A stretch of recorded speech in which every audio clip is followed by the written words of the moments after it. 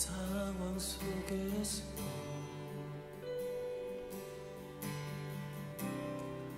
주를 찬양할지로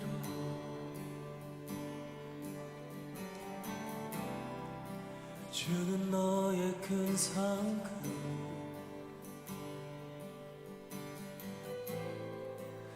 큰 도움이시라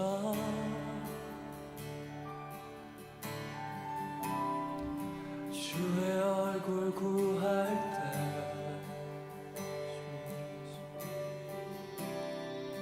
주의 영을 부르사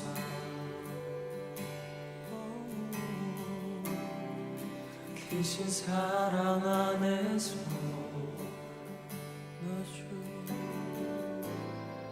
주를 보게 하소서.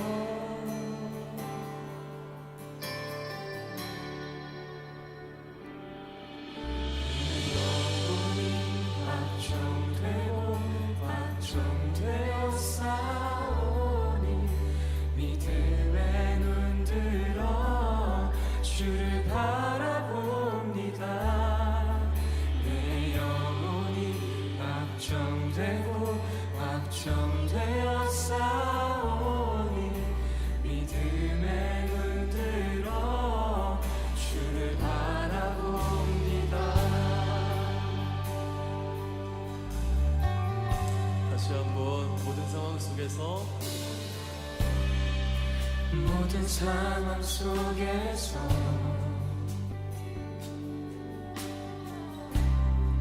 주를 찬양할지라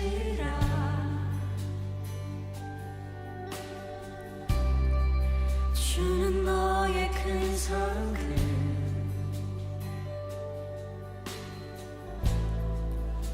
큰 도움이시라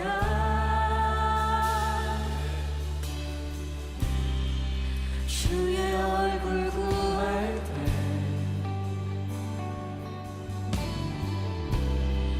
주의 영을 부으사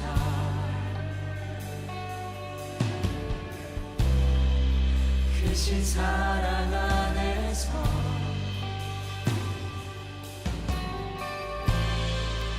주를 보게 하소서. 내 영혼이 확정되고 확정되어 싸우니 믿음에 눈들어 주를 바라봅니다.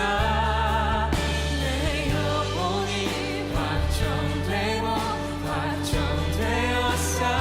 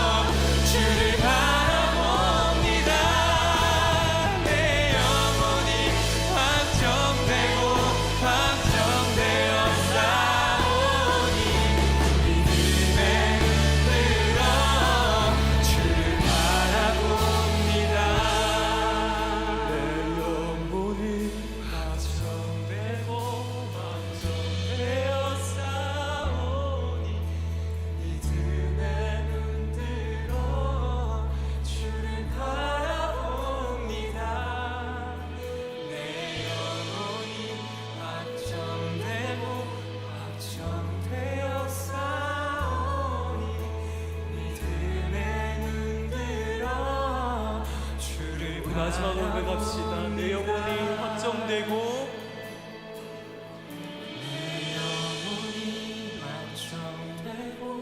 확정되어 싸우니 믿음에 눈들어 주를 바라봅니다. 내 영혼이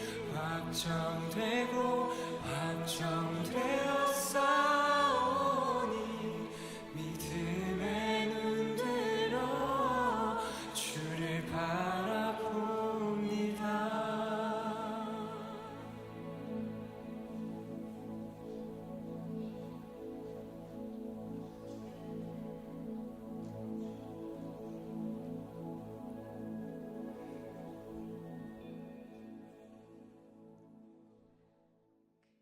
예레미야 7장 21절부터 28절까지 말씀.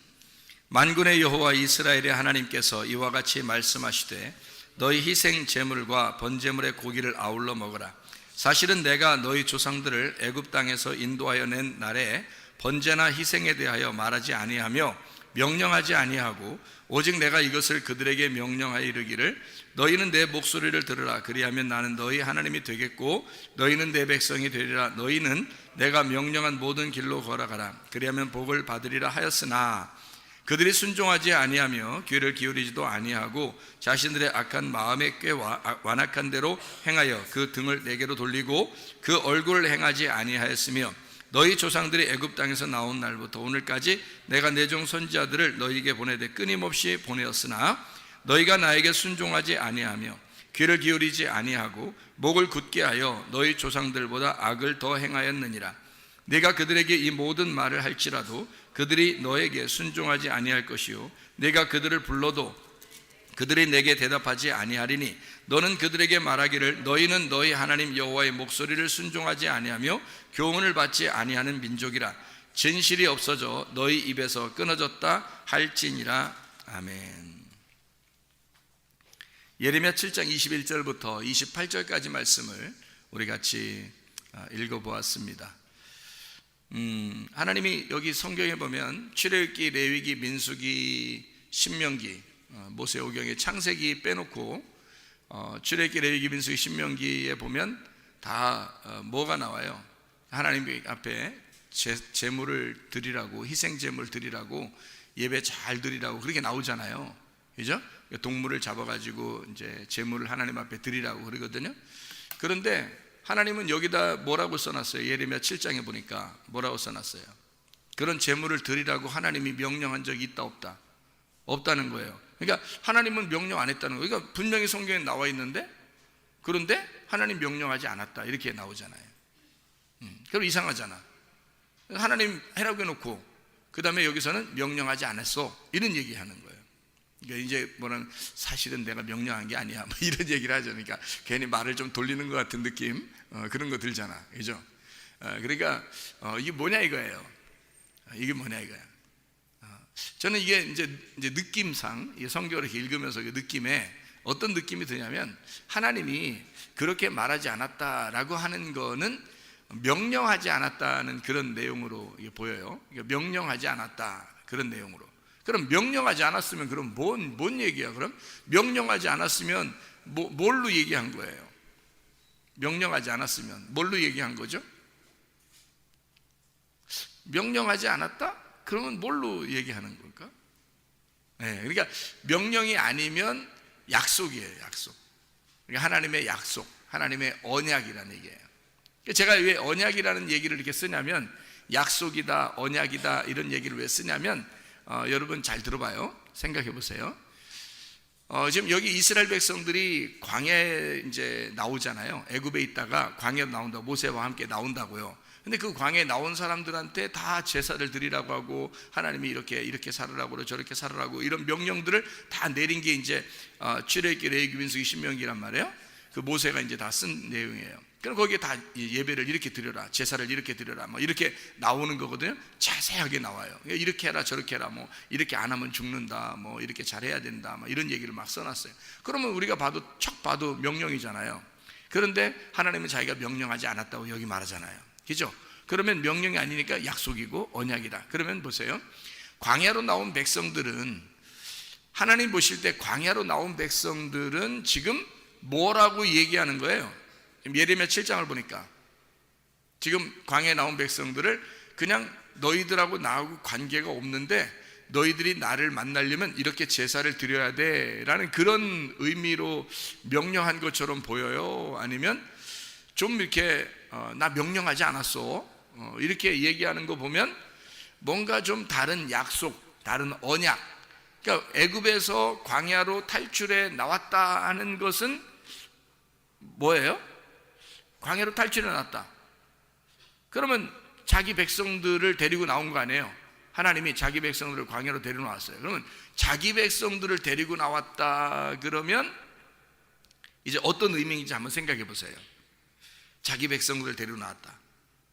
그러면 이 백성들에게 하나님은 어떤 존재예요? 이 백성들을 데리고 나왔으니까 하나님은 어떤 존재예요? 이 백성들한테? 자기가 광야에서 자기는 어떤 존재예요? 마치 자기 백성들이 나올 때 그 백성들을 자기 자녀라고 한다면 하나님은 아버지가 될 것이고, 그죠?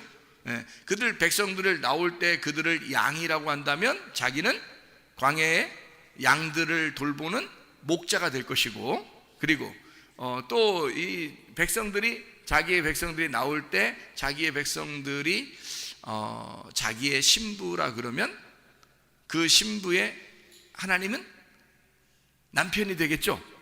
그렇게 되는 거예요. 그러니까 여러분 그 결혼식 같은데 한번 가봤나요? 결혼식 구경하면 기분 좋죠. 그러면 결혼식 구경하면은 결혼식 할 때 왜 가장 하이라이트, 중요한 하이라이트에서는 뭐 해요? 결혼식 할 때 밥 먹죠. 그럼 밥 먹으러 가는 경우가 상당히 많지. 사람들 결혼식 한다고 밥 먹으러 그냥 가는 사람이 되게 많아요. 밥만 먹고 그냥 가는 사람도 있어요. 그냥 막 결혼식 구경도 안 하고. 진짜 못된 사람이야. 왜냐면 결혼식을 갔으면 축하를 해줘야 되잖아. 축하를 해준다는 것은 거기 이렇게 앉아서 있어야 되는 거잖아요. 그죠? 그러니까 사진도 좀 같이 찍어주고요. 그죠? 그렇게 해야 되잖아요. 그죠? 새신랑 새신부는 막 같이 사진 찍어주면 그 사진 보면서 좋아하고 그러는 거 아니에요? 그죠? 그러니까 자기들끼리만 나가서 또 사진도 찍고 막 좋아하고 그러잖아요. 그러니까 새신랑 새신부는 저기 사진 찍는 거 엄청 좋아한다고요. 그러니까 다른 사람들은 다 사실 들러리죠. 그래서 일단 그 새신랑 새신부가 막 이렇게 돋보이게 그렇게 만들어 놓는 그런 이제 결혼식이 돼야 되는 거죠. 나머지는 다 찌그러지는 거죠. 그러니까 새신랑 새신부만 이렇게 돋보이고 나머지는 다 이렇게 찌그러져야지. 다른 사람이 더 돋보이면 어떻게 돼요? 새신랑 새신부가 쭈그러지면 이상하잖아요. 분위기가 살벌이 안 돼요. 좀 어느 정도 새신랑 새신부를 딱 이렇게 두각을 내야 돼요. 자, 새신랑 새신부가 결혼식 할 때 어떤 부분이 가장 하이라이트 같아요? 여러분 생각할 때는 어떤 부분이? 결혼식 할 때 밥 먹고 돌아가는 거 이런 부분이 가장 중요하다 이런 거 생각하지 마시고, 그럼 여러분 그건 어떤 일부 그런 사람들이 못된 사람들이 그렇게 하는 거고요. 진짜 중요한 그 결혼식의 가장 하이라이트가 가장 중심, 그 시간의 가장 핵심은 어느 시간일까? 결혼식 할 때 지금 뭐 얘기하다가 지금 이 얘기했어요? 지금 뭐 얘기하다가? 하나님은 이 백성들에게 명령하지 아니하고 언약을 맺었다, 약속을 맺었다, 이런 얘기하다가 지금 이 얘기하는 거죠. 결혼 얘기. 그러면 결혼에서 가장 하이라이트는 뭘까? 어떤 시간? 무슨 시간? 언약하는 시간이에요. 둘이 약속하는 시간. 그것 때문에 결혼식 하는 거야. 밥 먹으려고 결혼식 하는 게 아니고, 사람들 밥 먹이고 보내려고 이렇게 결혼식 하는 게 아니에요. 결혼식은 둘이 서약을 하는 거예요. 둘이 서약하려고 결혼식 하는 거야. 여러분 아시겠죠? 서약하려고 결혼식 하는 거야. 그러니까 둘이 결혼식 할 때 말이에요. 결혼식 할 때 서약을 하는데, 자, 남편은 신랑 누구누구는 신부 누구누구를 맞이하여 정말 사랑하겠습니까? 이렇게 물어봐요. 자, 이걸 물어보고 여기서 이제 얘기를 하죠. 대답하죠. 네, 사랑하겠습니다. 뭐 이렇게 하잖아요. 그죠? 그러면 신부 누구누구는 신랑 누구누구한테 뭐 순종하며 잘 이렇게 따르고 그러겠습니까? 그러면 네, 잘하겠습니다. 뭐 이렇게 얘기하잖아요. 그죠? 그래서 이거를 갖다 주례자가 물어볼 때 신랑 누구누구는 신부 이런 것한테 이렇게 사랑해야 돼? 이렇게 명령하는 거 있어요? 그걸 못 들어봤죠? 신부 누구누구는 신랑 누구한테 복종해! 이런 얘기 들어봤어요? 못 들어봤어요? 잘 못 들어봤죠? 네, 그런 얘기 하는 게 아니란 말이에요. 서로 서약이라는 건요, 자기의 스스로 약속을 하는 거예요. 스스로 약속을 하는 거를 서약, 언약, 그러니까 서로 쌍방간에 약속하는 시간이란 말이에요. 결혼식이라는 게 가장 중요한 시간이 뭐냐면 서로가 약속하는 거예요. 그 시간이에요. 약속하는 시간이란 말이에요. 명령하는 시간이 아니죠. 네, 신랑이 신부한테 명령하는 시간이 아니란 말이에요. 신부가 신랑한테 명령하는 시간이 아니에요. 무슨 시간이에요? 결혼식은 예, 약속하는 시간이에요. 그러면 자, 결혼이라고 하는 건 전혀 모르는 사람이 결혼해요? 둘이 진짜 잘 아는 사람끼리 결혼해요? 여러분, 잘 아는 사람들끼리 결혼하죠? 그러면 잘 아는 사람들끼리니까 막 모르는 사람인데 막 데려다 놓고 막 명령하고 막 결혼식 할 때 그렇게 하는 사람 못 봤잖아요. 잘 아는 사람이니까 둘이 서로가 스스로 자기의 약속을, 서약을 하는 시간을 갖는단 말이에요. 그죠? 그게 결혼 서약이라는 거예요. 결혼 서약, 결혼 언약이라 그래요. 결혼 약속이라 해요. 어떤 사람들끼리 결혼해요? 잘 아는 사람들끼리. 모르는 사람하고 결혼하는 게 아니란 말이에요. 오늘 초면입니다. 이러면서 신랑 신부가 서로 인사하면 맞절, 네, 오늘 초면입니다. 이러면서 결혼식 한 사람 없잖아요.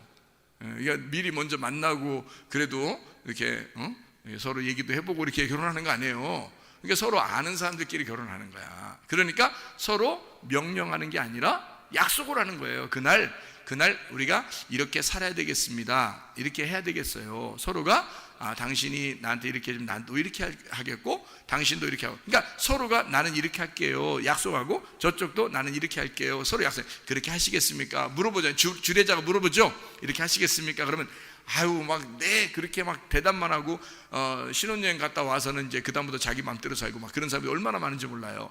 약속을 깨버리는 겁니다. 그죠? 약속을 깨버려요. 그래서 제가 우리 교회 다니는 그 신랑들한테는 제가 물어봐요. 한 번씩. 남자들한테는 결혼하면 한 번도 화 안 낼 수 있겠습니까? 이렇게 물어봐요. 그러니까 저보다 어리니까 어린 청년들한테 이렇게 물어봐요. 결혼하게 되면 한 번도 짜증 안 내고 화 안 낼 자신 있느냐? 이렇게 물어봐요. 그러면 결혼해라. 만약에 화 날 것 같다 그러면 결혼하지 마라. 결혼을 한 번도 화내지 않을 자신이 있다 그러면 결혼해라. 이 얘기를 제가 총각들한테 꼭 물어보거든요. 잘 물어보는 거죠, 그죠? 그게 얼마나 중요한 얘기야. 그것만 잘 지켜도 여자들이 얼마나 행복하겠어요, 그죠? 그러면 화 한 번도 안 내는 신랑과 함께 사는 신부는 남편에게 정말 복종하고 사랑하고 그러지 않겠습니까? 그죠? 당연한 거지. 그래서 남자들한테만 물어보는 거예요. 여자들한테는 화 한 번도 안 내고 결혼 생활 했으면 이거는 진짜 지키기 어려워요. 여자들은 지키기 어려운 거니까. 이거는 뭐 대답은 목사님이니까 목사님 앞에서 네 이렇게 얘기해도요 그건 뭐 못 지키게 돼 있는 거예요. 여자들은요. 여자들을 정말 내가 비하해서 하는 얘기인데요 여자들은 지키기 어려워요. 그러니까 남자들한테 물어보는 거야. 남자들 자신 있냐? 응? 화 한 번도 안 낼 자신 있냐? 그러니까 목사님도 화 한 번 안 내고 내가 사니까 그러면 너희들도 화 안 내고 살 자신 있으면 결혼해라. 그렇지 않으면 결혼하지 마라. 이렇게 자신 있게 얘기를 한단 말이에요. 그러니까 그런 이제 마음을 가지고 결혼해야 된다. 자, 보세요. 결혼하게 되면 결혼하는 서약이 가장 중요한데 그 서약에서 명령을 하느냐 아니면 약속을 하느냐. 결혼 명령이라고 그래요. 결혼 서약이라고 그래요. 예, 결혼 서약이라고 그러죠. 결혼 명령이라고 쓴 데는 없더라고. 주례자가 이렇게 주례 이게 결혼서 이렇게 주거든요. 이렇게 써가지고 사인해주고 이제 주는데, 그게 이렇게 거기 보면은 결혼 명령 이렇게 쓴 데가 없더라고요. 다 결혼 서약이라고 썼어요. 결혼 언약 이런 걸로 써 있어요. 그러니까 약속이죠, 그죠? 서로가 약속을 하는 거예요. 나는 이렇게 살겠습니다. 나는 이렇게 살겠습니다. 하고 약속을 하는 거거든요. 그게 얼마나 좋은지 몰라요. 자, 그러면 성경에서 제사를 드려라, 희생 제물을 드려라 라고 얘기하는 것은 하나님의 명령일까 서약일까? 예, 약속이라는 거죠. 그런 면에서 약속이라는 거예요, 제가 얘기하는 거는. 그러니까 애굽에서 이스라엘 백성들을 끌어낼 때, 일단 광야로 데리고 나왔을 때 하나님은 이스라엘 백성들을 뭐라고 여기냐면 양들을 데리고 나왔다, 자기 양들을 데리고 나왔다 이렇게 생각하고요, 자기 자녀들을 데리고 나왔다 이렇게 생각도 하고요, 자기 아내를 데리고 나왔다, 자기 신부를 데리고 나왔다 이렇게 생각한단 말이에요. 신부 데리고 오면 하나님이 신랑인 거고, 자녀들 데리고 나면 하나님이 아버지가 되신다는 거고, 양들을 데리고 나왔다 그러면 하나님이 목자가 되신다는 얘기입니다. 그러면 광야에서 자, 누가 책임진다는 얘기예요? 자녀들은 아버지가 책임진다는 얘기고, 신부는 신랑이 책임진다는 얘기고, 그죠? 양들은 목자가 책임진다는 얘기야. 그러니까 양들한테 뭐라 그러냐면, 양들한테 야, 니네 말이야 광야로 나오면 이렇게 해야 돼. 목자가 아무리 명령해도 말이에요, 양들이 못 알아들어요. 양들이 못 알아들어. 못 알아들어. 그래서 그냥 목자 혼자 약속을 하는 거예요. 그냥 양들하고 같이 목자 혼자 약속을 하는 거야. 자녀들한테도 마찬가지야. 뭐 어린 애들한테 어른 아버지 엄마가 뭔 명령을 내려요? 약속을 하는 거죠. 그냥 아빠 엄마가 널 책임질 거야 이러면서 약속하고 이렇게 해줄게, 그런 게 하는 거죠. 신부한테 신부가 뭘 알아서? 신부가 뭘 알아, 여러분? 응? 여자가 이렇게 하면 이제 비하가 되는 거예요. 그러니까 여자에게 뭘 진짜 몰라서 그런 게 아니라, 남자가 내가 여자를 책임져야지 그런 마음을 가지고 약속을 하는 거예요. 그게 이제 신랑의 약속이라는 거죠. 그러니까 명령이 아니라 약속이다. 다시 말하면 광야에 나온 백성들을 명령으로 생활하라고 하지 않고 언약으로, 결혼 서약으로 너희들 이렇게 약속하며 우리 서로 사랑하면서 살지 않겠냐 하면서 데리고 나온 거지, 명령이 아니었다 이런 얘기를 지금 하고 있는 거예요. 사랑해서 약속하는 거야 이런 말이에요. 그러니까 명령하는 게 아니고, 나는 너희들 이거 안 하면 너희들 죽일 거야, 막 패버릴 거야, 막 이런 명령이 아니고, 나는 너희들 정말 사랑하니까 광야에 나온 너희들과 함께 서로 약속하는 거야. 내가 너무 사랑하니까 서로 약속하자. 이건 결혼 관계야, 결혼 관계. 그래서 너희들 일단 데리고 나오면 내 백성으로 데리고 나온 거야, 내 아내로 데리고 나온 거야, 내 자녀로 데리고 나온 거야. 그러니까 결혼이야. 그러니까 이건 서로의 언약이고 약속인 거지. 무슨 말인지 알겠죠? 자, 명령이 아니고 약속입니다. 그러니까 하나님은 여기 성경에 나와 있는 모든 것들이 사실은 알고 보면 하나님은 명령한 것이 아니라, 하나님은 나를 사랑해서 주신 약속들이 구약의 말씀이라는 거예요. 그러니까 구약의 말씀 어떻게 보면 막 무섭잖아요. 막 이렇게, 아니면 막 패 죽일 거야, 막 이런 얘기 막 써있고 막 이러잖아요. 무섭잖아요. 근데 알고 보면 하나님이 사실 우리를 막 미워서, 너 잘못하면 미워할 거야, 너 내 말 안 들으면 패버릴 거야, 막 이런 의도가 아니란 말이에요. 너와 내가 서로 사랑하는데 서로의 책임을, 사랑이라는 건 쾌락이 아니라, 사랑이라는 건 서로의 책임이라는 게 있잖아. 그러니까 우리가 서로 책임을 지자는 그런 얘기고, 서로 통제하고 서로 질책하고 서로 다스리는 그런 다스림 속에, 통치 아래에 있는 것, 그런 약속을 서로가 하자, 그런 말씀들이란 말입니다. 자, 이해가 되겠죠? 그러니까 한마디로 말하면 하나님이 우리를 섬겨주겠다. 왜? 우리가 못하니까. 우리가 할 수 있는 게 아니란 말이에요. 자, 우리가 하나님을 섬길 수 있겠어요? 못해요. 하나님이 다 하신 거야. 그래서 하나님이 너희들 못하니까 내가 내 아들을 보낼 거야, 이 땅에. 그래서 내 아들을 보내서 내 아들이 나에게 100% 순종할 수 있도록 만들어 줄 거야. 그리고 그 100% 순종한 아들을 너희들은 따라오기만 하면 돼. 그 양을 따라오면 돼. 첫 번째 양이니까, 이 어린 양 첫 번째 양을 따라오면 돼. 예수님을 따라가면 돼. 너희들은 예수님이 그렇게 순종하면서 갈 테니까 너희들은 뒤에서 쭉, 양들은 쭉 앞에 있는 우두머리 양을 쭉 따라오면 된다. 그런 얘기죠. 그러니까 예수님이 십자가 지고 가셨으니까 너희들도 너희 십자가를 지고 쭉 따라오면 돼. 그냥 순종은 누가 할 거니까? 예수님이 할 거니까. 예수님이 하나님 아버지에게 100% 순종을 하시고 성공하실 거니까. 그러니까 너희들은 그 예수님을 따라오면 돼 라고 하는, 다시 말하면 하나님이 자기가 자기를 순종하겠다라는 얘기입니다. 우리가 순종할 수 없으니까. 그게 빌립보서 2장 7절의 말씀입니다. 빌립보서 2장 7절의 말씀을 보면 이런 말씀이 있어요. 오히려 자기를 비워 종의 형체를 가지사 사람들과 같이 되셨고, 예수 그리스도가 이 땅에 오셔서 자기를 종으로 자기의 섬김으로 오셨다라고 얘기하잖아요. 그렇죠? 다시 말하면 하나님의 명령은 인간이 할 수 없기 때문에 예수가 하나님의 아들이 섬기겠다는 얘기입니다.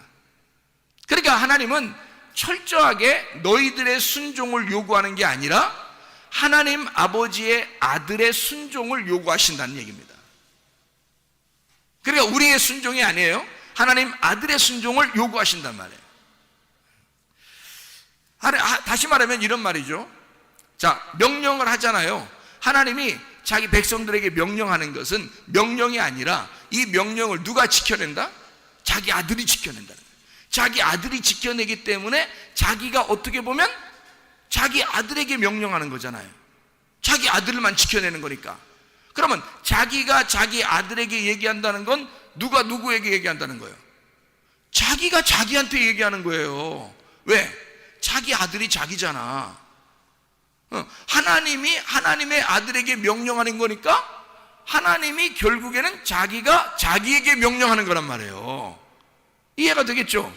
우리에게 해달라고 하는 얘기가 아니라 자기가 자기 아들에게 명령을 함으로써 예수가 철저하게 자기가 하나님 아버지에게 자기를 종으로 들여 섬긴다 하는 말입니다. 자기가 자기에게 명령을 한단 말이에요. 예를 들어서 이런 거죠. 여러분, 명령이라는 건 누가 있어야 명령하잖아요. 야, 뭐 해야 돼? 뭐 이러면 누가 있으니까 하는 거지. 예를 들어서 산 꼭대기 올라가 가지고 말이야, 혼자 이쪽 산에서 저쪽 산을 보면서 이상하게 저쪽 산에다가 말하고 싶어. 여기서 저쪽 산에다가 이야 너 말이야 그래서 이렇게 막 하는데 뒤에 등산하는 사람이 뒤에서 이렇게 올라오는데 갑자기 소리가 막 나는데 뭔가 막 우렁차게 누구한테 명령을 하는 그런 소리가 들려요. 그래서 뒤에 산에서 이제 등산하는 사람이 쭉 올라오면서 보니까 뭐가 막 그래서 막 하면서 막 명령을 하고 막 이러니까 뒤에 등산하러 올라온 사람들이 어떻게 해요? 끝까지 꼭대기까지 올라올까요? 아니면 올라오다가 멈칫할까요? 올라오다 멈칫해요. 뭔가 소리가 막 이상한 소리가 나는데 혼자 있는데 혼자 누구한테 명령을 해. 가끔 보면 동네에서도 혼자 막 명령하면서 다니는 사람들이 있습니다. 꽤. 그럼 그런 사람들이 있으면 여러분이 막 가가지고 저랑 같이 이렇게 얘기 좀 하고 그럴까요? 뭐 이런 사람이 있어요? 이상하죠. 좀 이상하죠, 그죠? 좀 이상하니까 좀 가까이 이 사람이 막 명령하면서 막 쓰레기 주워가지고 던지면서 명령하면서 딱 우리한테 찾아오면 어떻게 해요? 쫓아오면 우리가 어떻게 해요? 아 반갑습니다. 뭐 오늘 초면에 서로 같이 커피 한잔 하실까요? 이렇게 못한단 말이에요. 도망간다고, 그죠? 왜 그러세요? 왜 그러세요? 이런단 말이에요. 뭔가 이상하잖아, 그죠? 뭔가 이상하잖아. 그러니까 누군가가 있어야, 상대방에 누군가가 있어야. 근데 참 이상, 이 동네 사람들 중에 참 그런 사람들 많더라고요. 혼자 말하고 다니는 사람 참 많더라고요. 혼자 말하고 다니는 사람들이. 그래서 난 전화하는 줄 알았어요. 그때 귀에 뭐 꽂아 있는 것도 없고 뭐 손에 들고 있는 것도 없는데 혼자 뭘 얘기를 하면서 다니는데, 그러면 아니면 이제 기도를 하든지 뭐 이런 사람들이 혹시 걸어다니면서 기도해야 됩니다 이런 거 하면 교회에서 배워가지고 걸어다니면서 기도할 수도, 그렇게 생각도 했는데 알고 보니까 그냥 눈 뜨고 눈을 45도 위쪽으로 뜨면서 이렇게 뭔 얘기하면서 이렇게 가는 그런 사람들이 상당히 좀 있더라고요. 그런 사람 여러분이 어떻게 가까이 하고 싶어요? 아니면 조금 거리를 좀 두고 싶어요? 거리를 좀 두고 싶잖아. 자, 아무도 상대편이 없는데 혼자 말하는 거야. 혼자 말하면서 돌아다니는 거예요. 이상하잖아요. 그죠? 명령이라는 건 상대방이 있어야 합니다. 약속도 상대방이 있어야 약속하는 거예요. 혼자는 약속하는 게 아니고 혼자 명령하는 게 아니거든요. 명령은 누군가가 있어야 되거든요. 생각해 보세요. 자, 성경 창세기에 1장에 보면 명령이 나와야 안 나와요? 명령이 창세기 1장에 나와야 안 나와요? 명령이 나와요. 자, 그러면 명령이 어떤 명령이 나와요? 명령이 나오는데 명령이 나와요. 창세기 1장에. 자, 무슨 명령이 나올까요? 첫째 날 빛이 있으라. 놀랍죠? 명령합니다. 뭐 상대방이 있어야 명령하는 건데 빛이 있으라 막 이렇게 명령을 해요. 그러니까 빛이 있으라라는 말은 결국 하나님이 혼잣말이에요? 아니면 누군가를 대상으로 명령을 지금 하고 있는 거거든요? 그러면 하필이면 다른 걸 명령하는 게 아니라 빛이 있으라라고 명령을 한단 말이에요. 그러면 뭐가 있기 때문에 빛이 있으라고 명령을 한 거잖아요. 잘 생각해 보세요. 뭐가 있기 때문에 빛이 있으라고 명령했어요? 창세기 1장 2절에 어둠이 있기 때문에 창세기 1장 3절에 빛이 있으라고 명령한 거라는 거지. 그러니까 누구한테 명령한 거예요? 누구한테? 무슨 대상이 있으니까 명령을 한 거 아니야. 그러니까 지금 누구한테 명령을 한 거야? 하나님은 빛이 있으라 그랬으니까. 누가 있으니까 얘기한 거잖아. 아무도 없는데 혼자 얘기하면 이상하다 했잖아. 누가 있으니까 얘기했잖아. 누구한테? 어둠이 있으니까. 어둠한테 빛이 있으라고 그런 거야.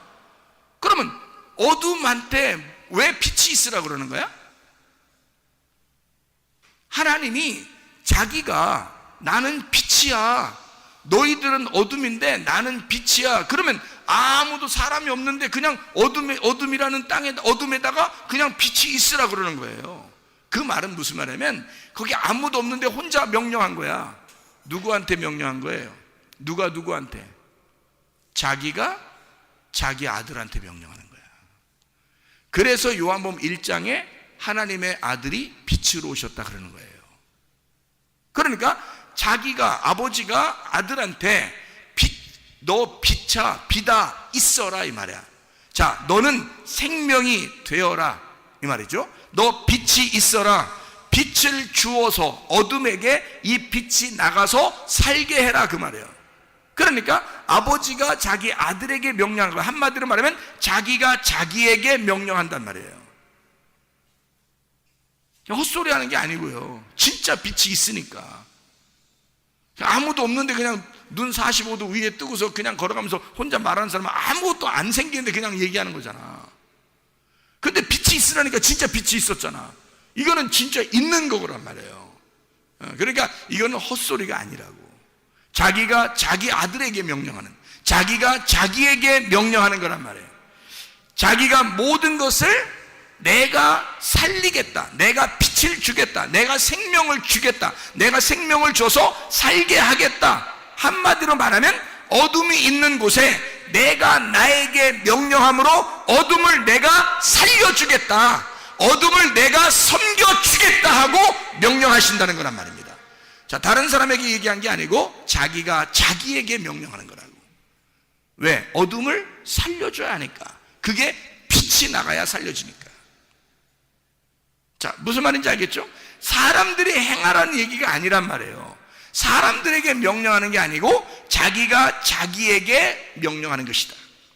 한마디로 말하면 자기가 자기를 섬기는 것이다 이거야. 하나님의 아들이 하나님 아버지를 섬기듯이. 그러니까 보세요. 자, 아들에게 아버지가 얘기했어요. 그러면 그 아들이 분명히 아버지 말을 순종하고 따를 것이라고 인정하기 때문에 얘기했다. 그러면 서로가 어떤 관계가 있다는 거예요? 서로가 신뢰 관계가 있다는 얘기야. 믿는다는 얘기야. 나는 아들을 믿어. 내가 말하면 이렇게 할 거를 내가 믿어. 그러면 아들이 분명히 이렇게 할 거야. 그러면 명령하죠. 그러면 서로 약속을 하죠. 그러니까 서로가 서로에게 약속의 관계가 되면 서로가 믿는 거란 말이에요. 서로 신뢰가 되는 거란 말이에요. 이런 믿음의 관계가 서로에게 믿음이 필요한데 이 믿음은 언제 생기는 거야? 어떻게 할 때 생긴다고 그래요? 믿음이 어떻게 할 때 생기는 거예요? 말씀을 들을 때 믿음이 생긴대요. 그러면 여러분을 하나님이 믿을 때 하나님이 여러분을 하나님을 신뢰하려면 여러분이 하나님을 신뢰하고 하나님이 여러분을 신뢰하려면 어떻게 하면 신뢰가 되겠어요? 말씀을 들으면 신뢰가 된다는 거지. 말씀을 들으면 믿음이 생긴다는 거죠. 그러니까 사람들은 말씀을 안 들으면서 나 하나님 믿어요, 이건 안 된다는 얘기예요. 그건 눈 45도로 뜨고 그냥 혼자 말한다는 똑같아요. 상대방이 있어야 되잖아. 서로의 신뢰관계, 서로의 약속이라는 건 상대방이 있어야, 신랑은 신부가 있어야 되고 신부는 신랑이 있어야 서로 약속, 결혼에 서약을 하는 거죠. 혼자 서약하는 게 없잖아요. 그럼 혼자 무슨 결혼이야? 결혼식 하는데 신부가 나타나질 않았어요. 그래도 신랑이 제가 바빠서 그러는데요, 그냥 빨리 결혼 끝냅시다. 신부가 안 왔는데 신랑이 그래요? 신부 안 왔는데 신부가 와가지고, 아니 신랑이 안 왔는데 신부가 와가지고 우리 그냥 저 바쁜데요, 그냥 결혼 빨리 하고 끝나죠 뭐, 이렇게 할 수 있겠냐고요.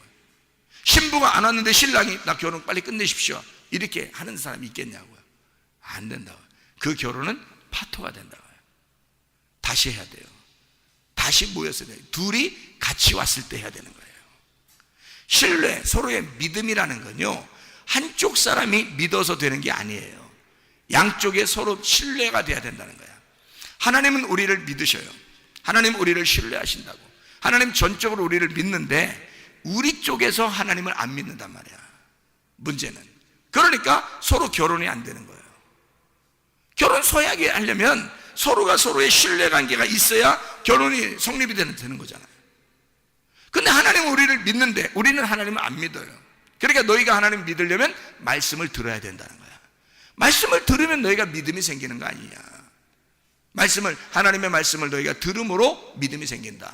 그래서 말씀을 듣게 되고 믿음이 생기면 하나님을 신뢰하는 거죠. 그러면 서로가 약속을 하는 거란 말이야. 자, 그러니까 아직 약속을 받지 못한 사람들은 그게 뭘로 들려? 명령으로 들리는 거지만, 약속을 서로 서약을 해서 서로가 신뢰하는 관계가 되고 서로가 서로를 알게 되면 어떻게 해요? 이게 약속이라는 걸 알게 된다는 거죠. 하나님의 말씀은 명령이 아니라, 나를 무섭게 하는 명령이 아니라 결혼 서약과 같은, 사랑하기 때문에 지켜달라고 하는 그런 약속과 같은 것이다. 그런 이야기로 하나님 말씀이 들린다는 거죠. 구약 성경이 그러니까 율법이 율법으로 보이는 게 아니라 하나님의 약속으로 보인다는 거죠. 우리와 어떤 사랑의 관계로서의 그런 약속으로 보인다 하는 얘기입니다. 자, 누가 지키기 때문에? 내가 지키는 게 아니라 하나님의 아들이 이 땅에 와서 자기가 종의 형체를 입어 자기가 아버지를 섬기기 때문에, 우리가 하는 게 아니라 그 아들이 다 섬겨서 십자가 못 박혀 죽으셨어요. 완성이 됐단 말이에요. 우리는 그 예수님을 믿으면 가는 거예요. 예수님을 믿으면 따라가는 거야. 그렇게 하자는 거예요. 하나님은 너희들이 하는 게 아니야. 너희들 보고 해달라는 게 아니었어. 너희들에게 명령 내린 게 아니었어. 나는 너희들에게 사실 서로 약속을 하는 사랑의 관계를 맺자라고 얘기하는 거였다는 거죠. 하나님 우리를 전적으로 사랑하신다는 얘기였습니다. 자, 출애굽기 20장에 보면 여러분 10계명이 나오죠. 10계명. 그러면 10계명 전체가 다 어떤 얘기예요? 10계명이 10계명에서 뭐 1계명, 2계명, 3계명, 4계명, 5계명, 6계명 막 이렇게 쭉 있잖아요. 그럼 거기에 보면 살인하지 마라, 뭐 도둑질하지 마라, 뭐 이런 음란하지 마라, 뭐 이런 게 있잖아요. 그죠? 간음하지 마라, 뭐 이런 게 있는데, 살인하지 마라, 도둑질하지 마라, 간음하지 마라, 뭐 이런 얘기 했어요. 그러면 그게 우리한테 명령을 내린 거예요? 아니면은 서로 약속을 하자는 얘기예요? 약속을 하자는 얘기예요. 우리가 서로 사랑하려면 서로의 신뢰의 관계가 돼야 되는데, 그런 신뢰의 관계에서 서로가 약속을 하자는 얘기야. 무슨 말인지 알겠죠? 자기가 누구한테 약속하자는 얘기예요? 명령하는 거예요. 10계명이라고 하면 우리한테? 아니라니까요. 자기가 누구한테 약속하는 거야? 명령하는 거다? 아버지가 아들에게 명령하는 거다. 그 아들이 누구예요? 예수님. 그러니까 하나님은 하나님 자신에게 명령하는 거예요. 그게 너 이렇게 해, 살인하지 마. 누가 누구한테 명령하는 거예요? 하나님이 그 아들 예수에게, 하나님이 자기가 자기에게. 자, 무슨 말이에요? 왜 그렇게 말해요? 자기가 자기를 다짐하는 거란 말이에요. 자, 우리에게 그렇게 안 하면 너 패 죽일 거야, 이런 어떤 의미가 아니라, 하나님이 잘 생각해 보세요, 여러분. 자기가 자기한테 명령을 함으로써 자기가 다짐하는 거잖아요. 잘 생각해 보세요. 그러면 우리가 지키는 거다, 하나님 아들이 지키는 거다? 하나님 아들이 지키는 거다. 그러니까 여러분, 이 세상 사람들이 하나님의 아들도 안 됐는데 다 지킬 수 있을까요? 이렇게? 못 지키죠. 근데 여러분, 교회에 나와서 하나님 말씀 듣고 하나님의 자녀가 됐어요, 하나님의 아들이 됐어요. 그러면 이거 지키라고 안 해도 지키죠. 그런 거 말 안 해도 지킨단 말이에요. 이건 뭐 너무 쉬운 거야. 그냥 하나님의 아들의 삶을 살게 되면 당연히 지키는 거란 말이에요. 당연한 얘기란 말이에요. 그죠? 그러니까 이것이 명령이 아니라 하나님의 아들이 되면 뭐가 되는 거예요? 약속이 되고 서약이 되고 사랑이 되는 거란 말이에요. 아버지가 아버지의 아들과 함께 명령했던 그 약속했던 그 내용이 우리에게는 사랑으로 들린단 말이에요. 누가 이행했기 때문에? 그 아들 예수가 다 이행했으니까, 그 아들 예수가 다 실천했으니까 우리는 너무 사랑스러운 거야, 그 아들 예수가. 그러니까 예수를 너무 사랑하니까 그 아들 예수를 나의 신랑으로 받아들이는 거야. 그러면 그 아들 예수 신랑을 너무 사랑하잖아, 우리가. 그러니까 너무 사랑하니까 그냥 어떻게든지 잘해주고 싶은 거예요. 그죠? 그게 사랑이란 말이에요. 사랑하면 뭐든지 해주고 싶으잖아요. 명령하는 게 아니죠. 야, 너 교회 열심히 다녀, 그리고 열심히 헌신하고 기도회 열심히 해, 뭐 예배 이렇게 드려, 제사는 이렇게 드려야 된다. 그렇게 안 되죠. 그런 얘기가 아니죠.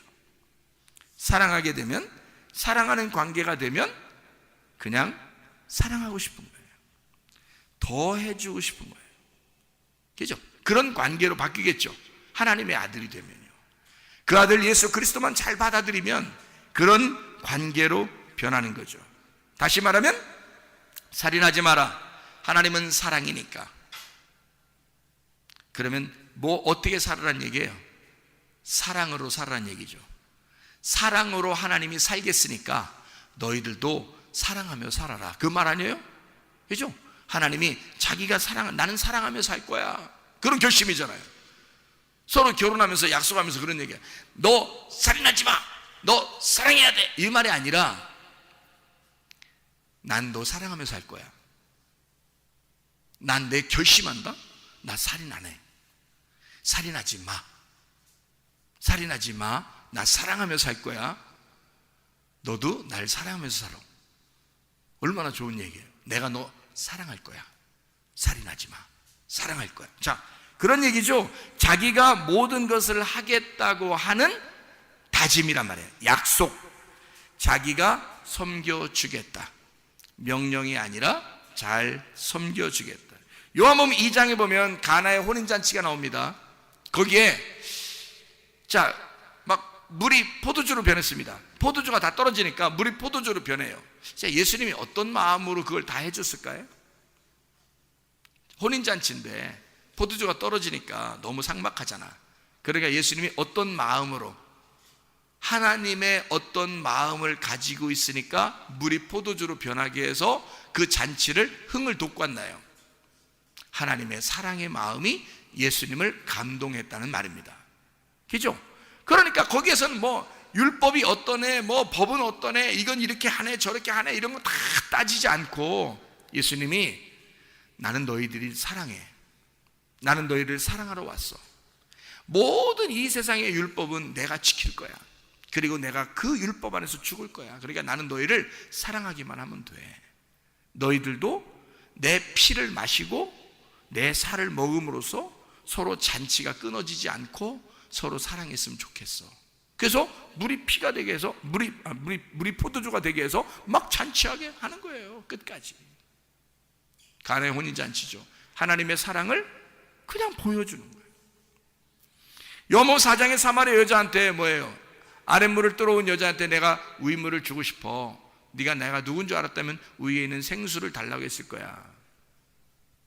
예수님이 뭘 주고 싶은 거예요? 진짜 물 주고 싶어서 그런 거예요. 진짜 사랑을 주고 싶어 그런 거예요. 하나님 아버지의 사랑을 깨닫게 해주고 싶은 거 아니에요. 그죠? 하나님 아버지의 사랑을 너 나한테 구해야 된다, 물 좀 구해야 된다, 뭐 이런. 아니 여자가 안 구할까 봐 막 구하라고 그러는 거예요? 여자가 안 구할까 봐? 예수님이 먼저 물어보잖아요. 네가 내가 누군 줄 알았다면 나한테 물 좀 달라고 했을 건데 하면서 왜 괜히 그 말해요? 왜 괜히 그 말해? 물 주고 싶으니까 그런 거예요. 위에 있는 생수를 주고 싶으니까 그런 거예요. 그 말은 지금 자기가 온 목적이 뭐야? 사랑하고 싶은 거야. 하나님의 사랑을 가지고 온 거야. 그래서 자기는 사랑하는 거예요. 너 매일마다 물 들어오지? 난 널 정말 사랑하는데 내가 주는 물을 마시고 살았으면 좋겠는데. 사랑하는 거예요. 다른 조건이 없어. 그냥 사랑하는 거야. 그게 주님의 마음이란 말이에요. 다른 뭐 어떤 명령, 너 이렇게 해야 돼, 저렇게 해야 돼, 뭐 그러면 내가 사랑해 줄 거야, 뭐 그러면 천국 가, 뭐 이런 얘기가 아니잖아요. 다른 거 안 해도 돼. 네가 나만 알면 되는데, 내가 누군지 알면. 근데 그거 몰라도 나는 너한테 사실 사랑을 주러 왔어. 그 말이잖아요. 누가 물어봤어요? 예수님한테? 안 물어봤어요. 예수님이 괜히 가가지고 물 좀 줘 그러잖아요. 여자가 먼저 안 물어봤어요. 예수님이 먼저 물어봤어요. 물 좀 줘라. 당신이 누군데 나한테 물 달라고 그래요? 부끄럽게. 그냥 물 좀 줘. 헛소리 하지 말고. 예수님이 그냥 괜히 말 걸고서 괜히 말을 하나씩 더 해요. 이 여자는 부끄러워서 말도 안 하려고 그러는데 예수님이 그냥 계속 말 걸어서 말한 거예요. 여자가.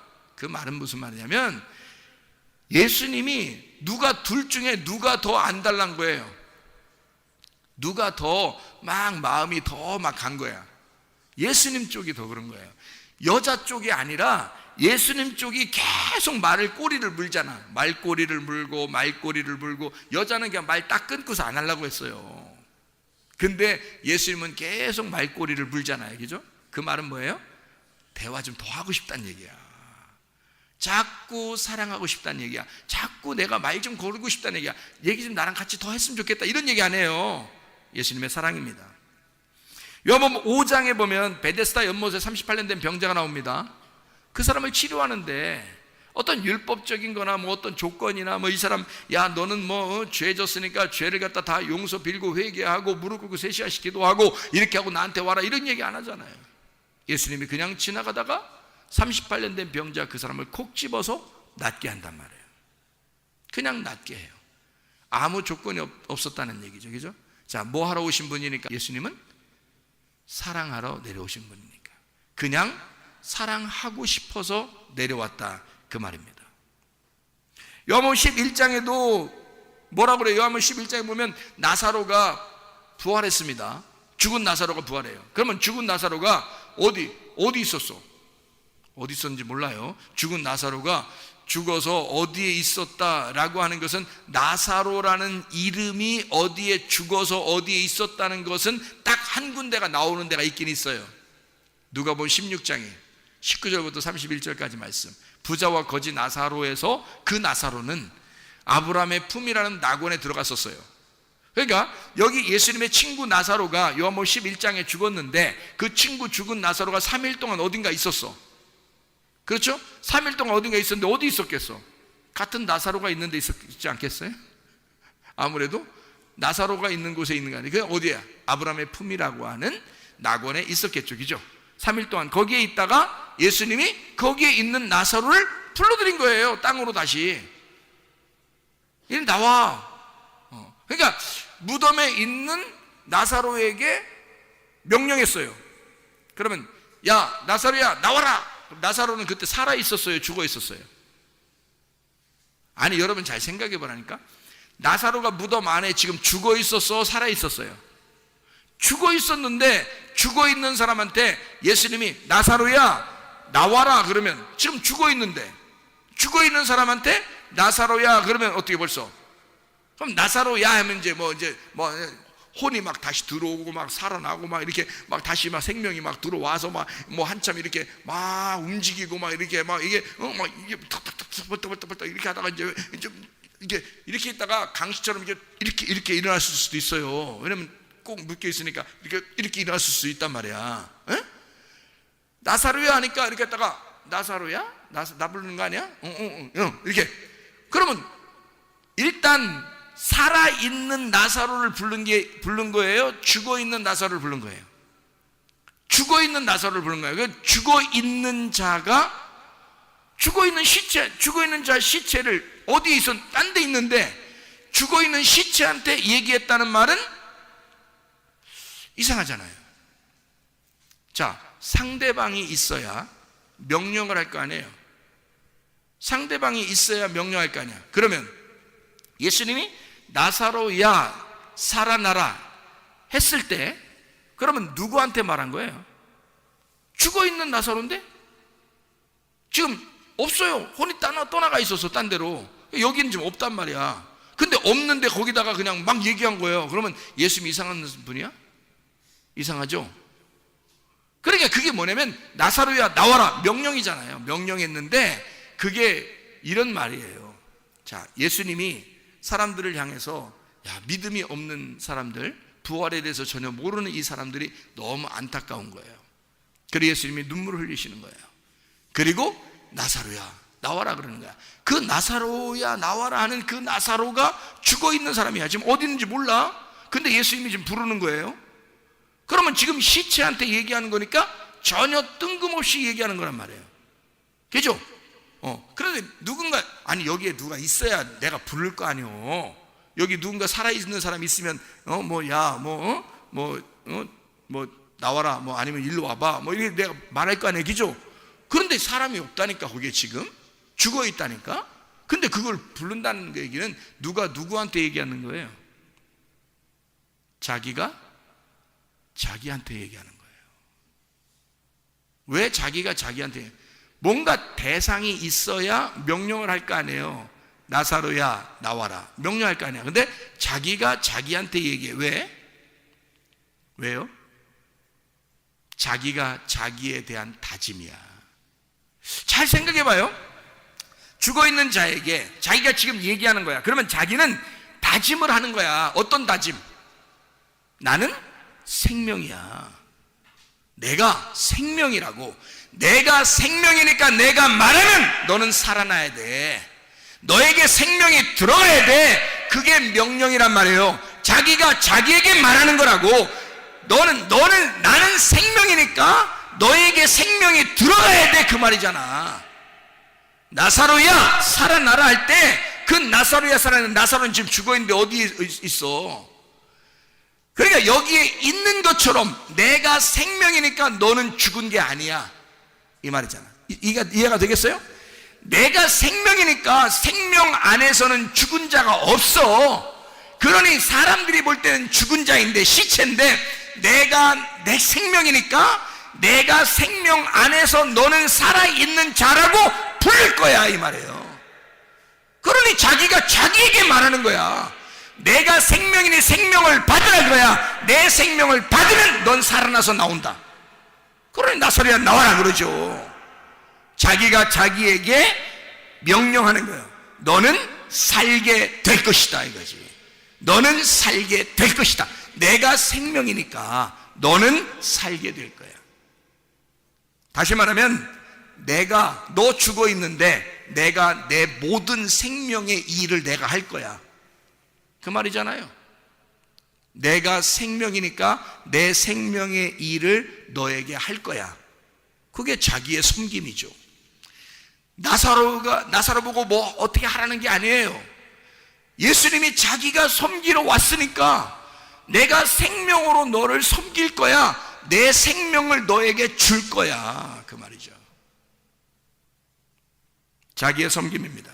요한복음 6장에 보면 5,000명을 먹입니다. 제자들에게 이 5,000명을 너희들이 먹여라 그래요. 그러면 제자들이 어떻게 먹여요? 그걸 갖다가. 근데 제자들이 이 보리떡 5개하고 물고기 2마리를 이제 띄어서 나눠주기 시작했어요. 나눠주기 시작하는데 이상하게 띄면 또 생기고 띄면 또 생기는 거야.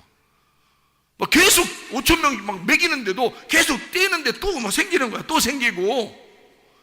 자, 제자들이 먹인 거요, 예수님이 먹이고 있는 거야.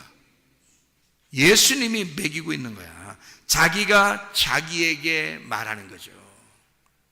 제자들이 어떻게 할 수 있어요? 제자들이 하는 게 아니라고. 내가 이 백성들을 섬길 거야.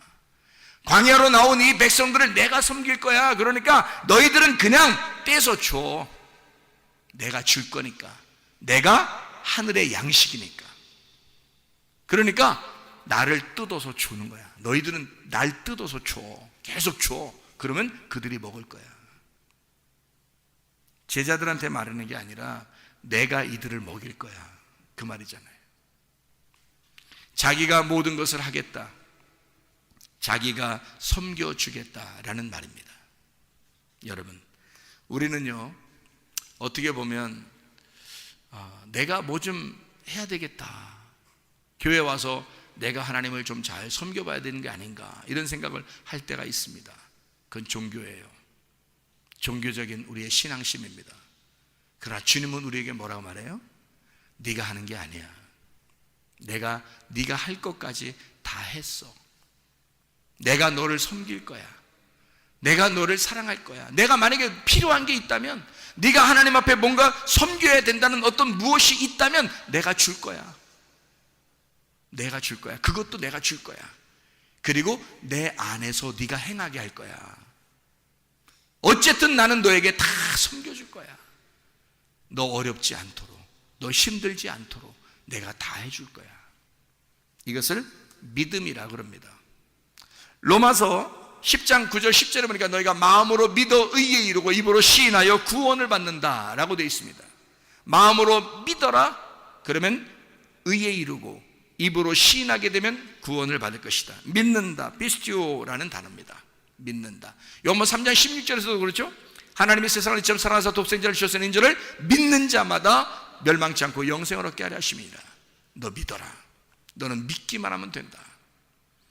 로마서 1장 17절 보니까 의인은 믿음으로 말미암아 살게 될 것이다. 믿음, 피스티스라는 믿음으로 살게 될 것이다. 너 믿음 안에 있으면 된다. 믿기만 해라.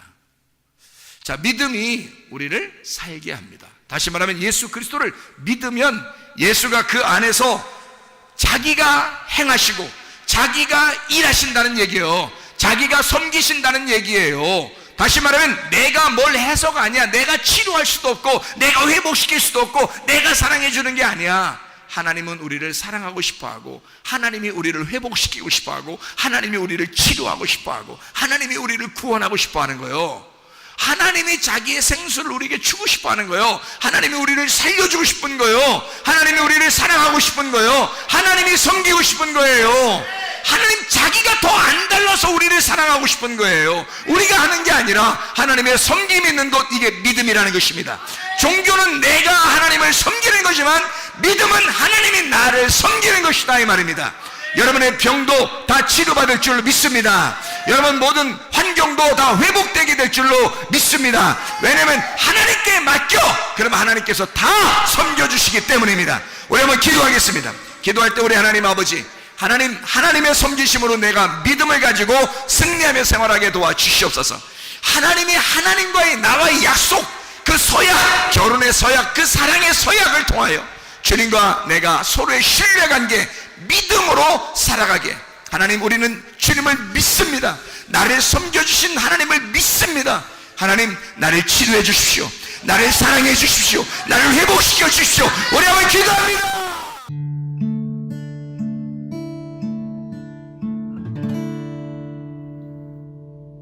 내 속에 내가 너무도 많아서